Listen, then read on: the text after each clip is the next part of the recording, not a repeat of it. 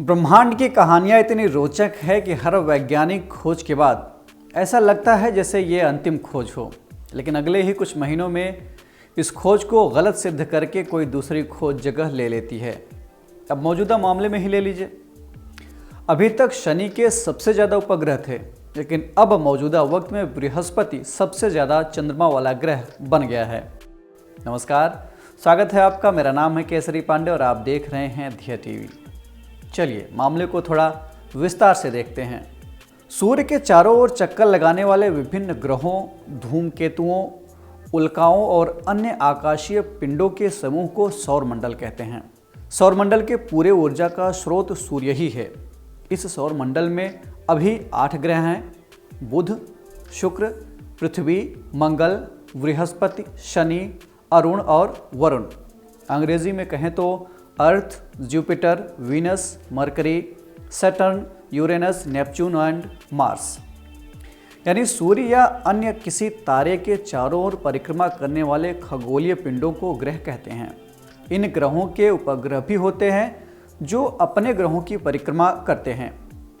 प्राकृतिक उपग्रह या चंद्रमा ऐसी खगोलीय वस्तु को कहा जाता है जो किसी ग्रह, क्षुद्र ग्रह या अन्य वस्तु के इर्द गिर्द परिक्रमा करता हो। उदाहरण के तौर पर आप अपनी पृथ्वी का उपग्रह देख सकते हैं जो कि चंद्रमा है। इस तरह से एक ग्रह के कई उपग्रह भी होते हैं। अभी तक सबसे ज़्यादा उपग्रह यानी चंद्रमा शनि ग्रह के थे, लेकिन अभी हाल ही में 12 नए प्राकृतिक उपग्रहों की खोज की गई है। इसके बाद बृहस्पति सबसे ज़्यादा चंद्रमा वाला ग्रह बन गया है।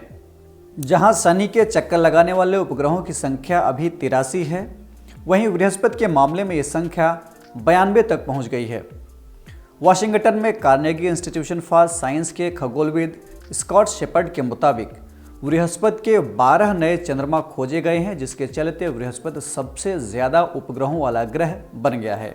बृहस्पति का चक्कर लगाने वाले इन 12 चंद्रमाओं में से 9 ऐसे हैं जो विपरीत दिशा में चक्कर लगाते हैं और अपनी कक्षा की दूरी तय करने में 550 दिन से अधिक का वक्त लेते हैं।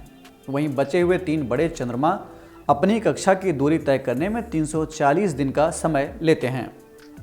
इन चंद्रमाओं की खोज साल 2021-22 में हवाई और चिली में दूरबीनों का इस्तेमाल करके की गई थी। इन्हें अंतर्राष्ट्रीय खगोलीय संघ के माइनर प्लैनेट सेंटर यानी MPC की सूची में जोड़ा गया है।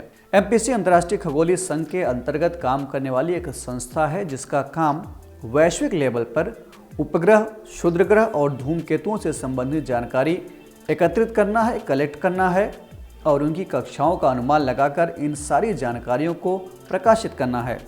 बृहस्पति के बारे में और भी ज़्यादा जानकारी पता लगाने के लिए भविष्य में और भी मिशन लॉन्च होने हैं, जिनमें 2023 में यूरोपियन स्पेस एजेंसी का अंतरिक्ष यान और 2024 में बृहस्पति के चंद्रमा यूरोपा का पता लगाने के लिए नासा का यूरोपा क्लिपर मिशन आदि प्रमुख हैं।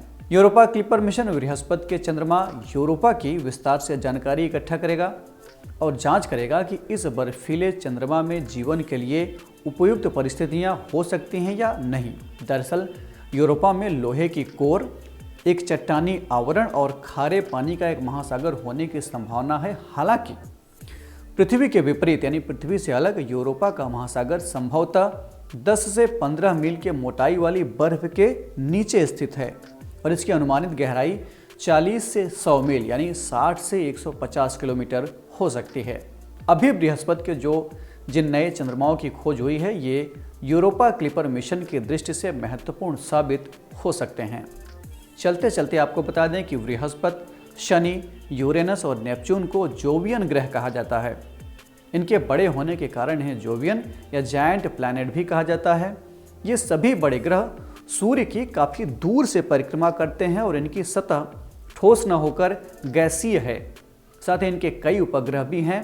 इनके वायुमंडल हाइड्रोजन, हीलियम, मीथेन और अमोनिया जैसे हल्की गैसों से बने हैं। तो ये थी बात बृहस्पति ग्रह के नए चंद्रमाओं की और अब बारी है आज के सवाल की। आपको कमेंट करके बताना है कि बौने ग्रह क्या होते हैं। हम फिर मिलेंगे एक नए कार्यक्रम के साथ। तब तक के लिए आप पढ़ते रहिए और बढ़ते रहिए। नमस्कार।